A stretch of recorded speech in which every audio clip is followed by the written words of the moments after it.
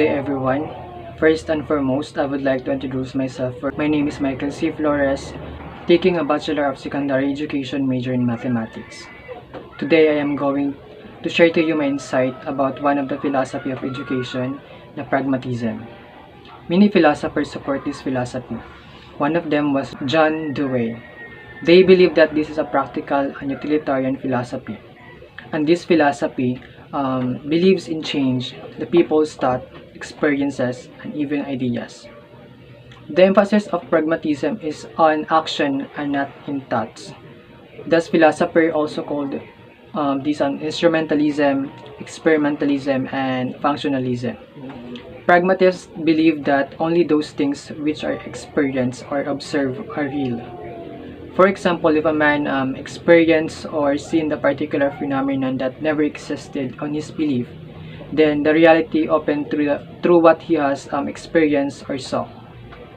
But reality is constantly changing, and that we learn best through applying experience to problems as they arise. Reality has never ever ending because there is no one but many. The fundamental principles of this philosophy is practicality. The pragmatists believe that people live in the world of facts and not in the world of ideas. The aims of this in education is to enable children to meet his needs as well as the needs of society.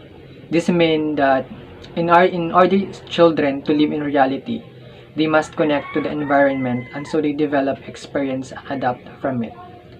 And also to develop dynamic, flexible, and adaptable mind in which always resourceful and is able to create new values for a known future. Based on its movement, this advocates a flexible curriculum and, more importantly, an activity-centered. This requires students to develop flexible, dynamic, and integrated curriculum for changing society and more as need, demands, and situation require. The main goals of this philosophy in education is to teach students with language, hygiene, the history of course, the geography, physics, mathematics, science, home science, agriculture, sociology, and psychology. It emphasizes only the utilitarian aspects and therefore neglects subjects such as poetry and art.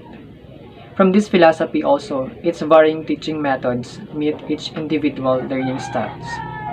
Such activities that in line with the philosophy that exercise the most are learning by doing, discussion, questioning and inquiry, problem-solving method, heuristic method, inductive method, and project method.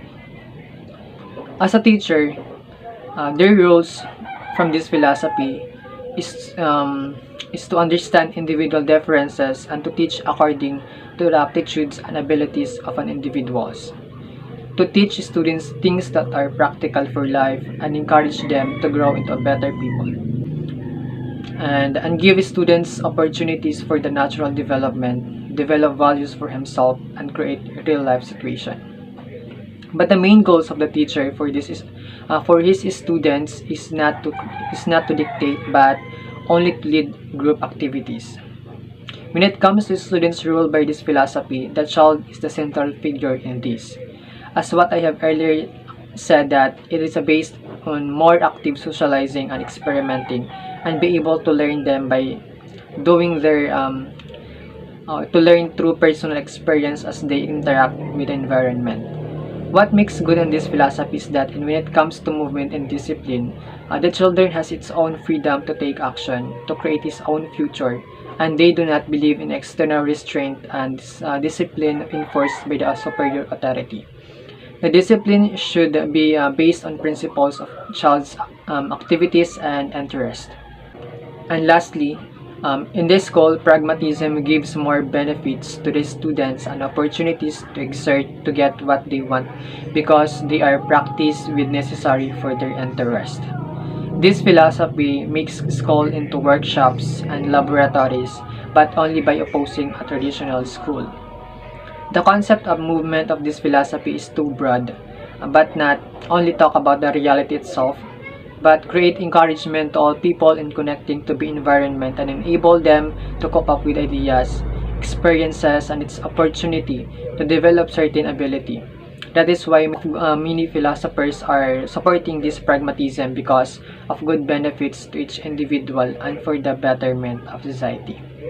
I am done discussing one philosophy of education. I hope you get knowledge coming from me. Thank you for watching.